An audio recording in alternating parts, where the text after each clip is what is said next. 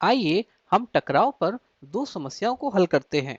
यहाँ पर पहली समस्या है, एक 9 किलोग्राम का बंदर 10 मीटर प्रति सेकंड के क्षैतिज वेग से एक स्थिर 1 किलोग्राम के स्केटबोर्ड पर कूदता है। बंदर और स्केटबोर्ड एक साथ किस वेग से चलते हैं? स्केटबोर्ड और जमीन के बीच के घर्षण को नजरअंदाज करें। तो आइए सबसे पहले हम देखें कि हमें क्या दिया हुआ है।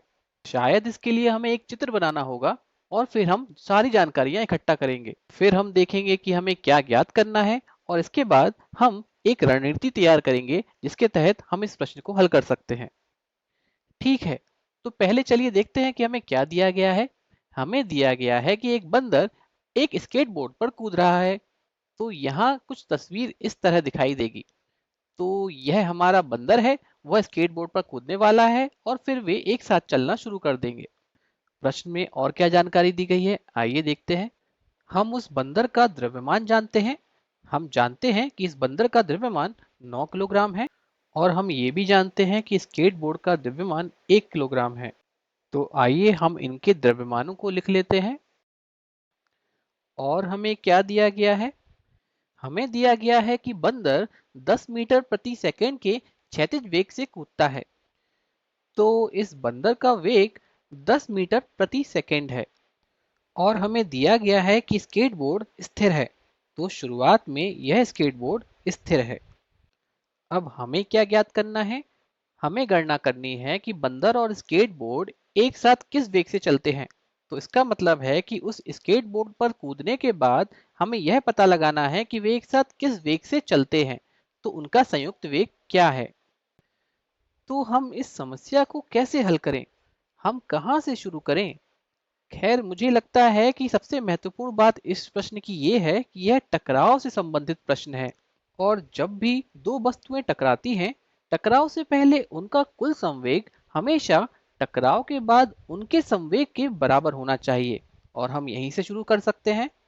इससे पहले कि हम इस प्रश्न को हल करें, टकराव क्या है, हम इसको जान लेते हैं।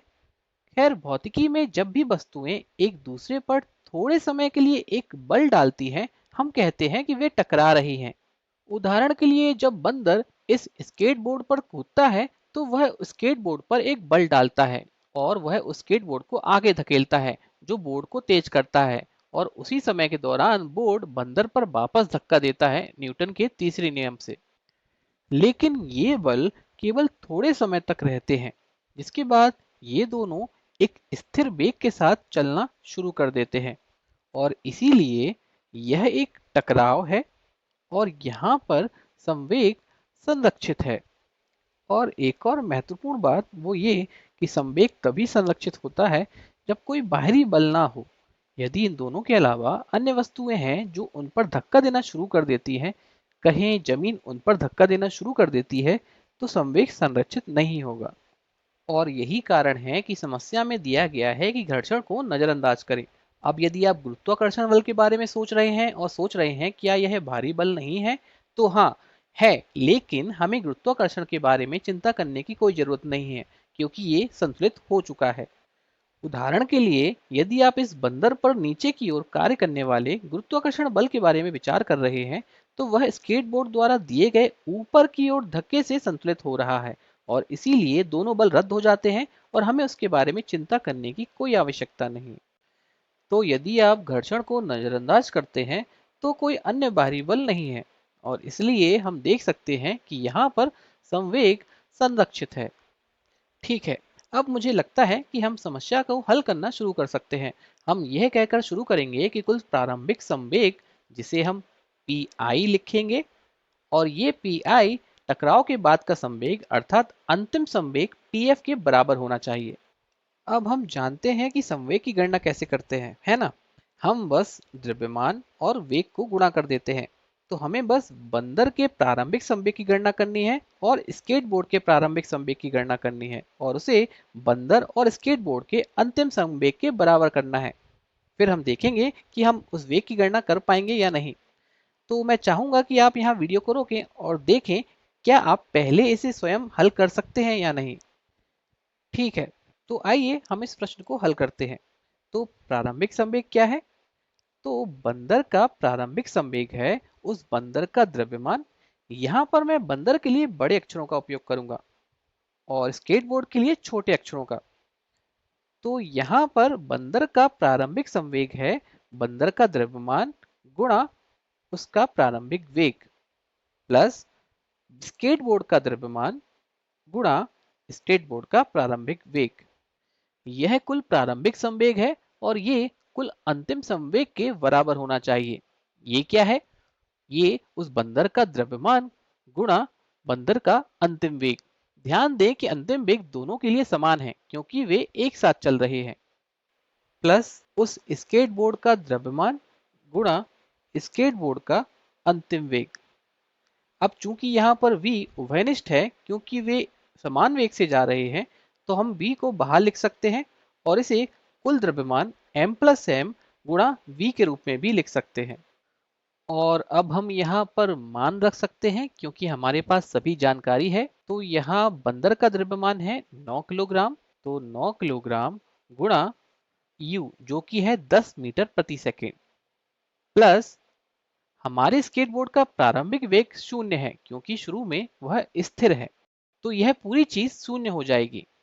तो यह हमारा बायां पक्ष है जो कि कुल प्रारंभिक संवेग है। ये बराबर होना चाहिए, तो दाहिने पक्ष को देखते हैं। ये है m प्लस m बंदर का द्रव्यमान प्लस स्केटबोर्ड का द्रव्यमान जो कि है 9 प्लस 1 किलोग्राम अर्थात 10 किलोग्राम। तो यहाँ लिखेंगे 10 किलोग्राम गुणा v जिसकी हमें गणना करनी है गुणा v। अब हम यहाँ पर बीजगणित का उपयोग करके बड़ी आसानी से v की गणना कर सकते हैं। तो यहाँ 10 से 10 विभाजित हो जाएगा और यहाँ किलोग्राम से किलोग्राम रद्द हो जाएगा और इस प्रकार हमें v प्राप्त होगा जो कि है 9 के बराबर और यहाँ पर इकाई है मीटर प्रति सेकेंड और यही हमारा इस प्रश्न का उत्तर है। तो इस प्रकार जब बंदर स्केटबोर्ड पर कूदता है तो बोर्ड 9 मीटर प्रति सेकंड के वेग से चलता है। ठीक है, आइए अब हम एक और प्रश्न को हल करते हैं। इस प्रश्न को हल करने से पहले मैं चाहूंगा कि आप इस वीडियो को रोककर इसे स्वयं से हल करने का प्रयास करें। इसे उसी तरह से करें। पहले पता करें कि क्या दिया गया है और फिर एक चित्र बनाएं और वहां सारी जानकारियां इकट्ठा करें और फिर देखें कि क्या हम किसी तरह इस समस्या को हल कर सकते हैं। ठीक है, तो आइए देखते हैं क्या प्रश्न है। प्रश्न है 4 मीटर प्रति सेकंड के वेग से गतिमान एक 2 किलोग्राम का खिलौना ट्रक विपरीत दिशा में 17 मीटर प्रति सेकंड के वेग से गतिमान 1 किलोग्राम की खिलौना कार से टकराने वाला है। यदि वे एक दूसरे से चिपके रहते हैं तो टक्कर के बाद उनका संयुक्त वेग ज्ञात कीजिए। यहाँ पर घर्षण को नजरअंदाज करना है। तो यहाँ पर हमारे पास दो खिलौने हैं जो विपरीत दिशा में आ रहे हैं, तो ये उसका चित्र है। तो ये एक खिलौना ट्रक और ये कार है और ये एक दूसरे की तरफ चल रहे हैं और फिर वे टकराते हैं और एक दूसरे से चिपक जाते हैं, जिसका मतलब है कि टकराव के बाद वे एक साथ चलेंगे और हमें ये पता लगाना है कि वे एक साथ किस वेग से चलेंगे। हमें इनके द्रव्यमान पता है। हमें दिया गया है कि ट्रक का द्रव्यमान 2 किलोग्राम और कार का द्रव्यमान 1 किलोग्राम है। हमें इनके प्रारंभिक वेग भी पता है। ट्रक 4 मीटर प्रति सेकंड और कार 17 मीटर प्रति सेकंड के वेग से विपरीत दिशा में आ रही है और हमें पता लगाना है कि टकराव के बाद उनका संयुक्त वेग क्या है। तो अब इस प्रश्न को हम कैसे हल करें? फिर से, क्योंकि यह एक टकराव की समस्या है, हम इसे उसी तरह से शुरू कर सकते हैं जैसे हमने पहले किया था। हम यहाँ देख सकते हैं कि टकराव से पहले कार और ट्रक का कुल संवेग टकराव के बाद कुल संवेग के बराबर होना चाहिए। और जैसे कि पहले लिखा था, क्योंकि इन दोनों का अंतिम वेग समान है, तो हम यहाँ v को उभयनिष्ठ ले सकते हैं और कोष्टक के बाहर लिख सकते हैं। अब हमें बस इन मानों को रखना है और गणना करनी है कि v क्या है। तो यदि आप पहले नहीं कर पाए हैं तो मैं चाहूंगा इस बार वीडियो को रोकें और फिर से एक बार प्रयास करें और याद रखें कि ये दोनों विपरीत दिशा में आ रहे हैं। तो कृपया करके इसका ध्यान रखें और एक बार प्रयास करके देखें। ठीक है, तो आइए हम मान रखते हैं। तो ट्रक का द्रव्यमान है 2 किलोग्राम गुणा इस ट्रक का प्रारंभिक वेग है 4 मीटर प्रति सेकंड प्लस इस बार यह वस्तु स्थिर नहीं है, यह चल रही है और इसका द्रव्यमान है 1 किलोग्राम। और अब आता है महत्वपूर्ण हिस्सा। क्या हम कह सकते हैं कि इसका वेग 17 मीटर प्रति सेकंड है? नहीं, हम नहीं कह सकते हैं। इसका मुख्य कारण है कि वेग दिशा संवेदनशील होते हैं। तो यदि यह वेग दाईं ओर है और हम इसे धनात्मक मान रहे हैं, तो यह वेग विपरीत दिशा में है। और यदि यह धनात्मक दिशा है, तो हमें इसे ऋणात्मक कहना चाहिए। और यह बहुत महत्वपूर्ण है, अन्यथा हमारा उत्तर गलत हो सकता है। तो यह ऋणात्मक है। ठीक है, जब चीजें विपरीत दिशा में होती हैं तो याद रखें, एक वेग धनात्मक होता है और एक ऋणात्मक होता है। तो ये बराबर होगा m प्लस एम, यहाँ पर है इन दोनों का कुल द्रव्यमान जो कि है 2 + 1 अर्थात 3 किलोग्राम। तो यहाँ लिखेंगे 3 किलोग्राम गुणा v। अब हम इस समीकरण को सरल कर सकते हैं, जो कि मुझे पूरा यकीन है आप कर लेंगे। तो यहाँ पर हमें v सरल करने पर प्राप्त होगा v बराबर -3 मीटर प्रति सेकेंड। और आप इस उत्तर की जांच भी कर सकते हैं। और यही हमारा इस प्रश्न का उत्तर है। तो इसका मतलब है कि टकराव के बाद ये 3 मीटर प्रति सेकेंड के वेग से चलना शुरू करते हैं। लेकिन इस ऋणात्मक चिन्ह का क्या मतलब है? खैर, यह हमें दिशा के बारे में बता रहा है।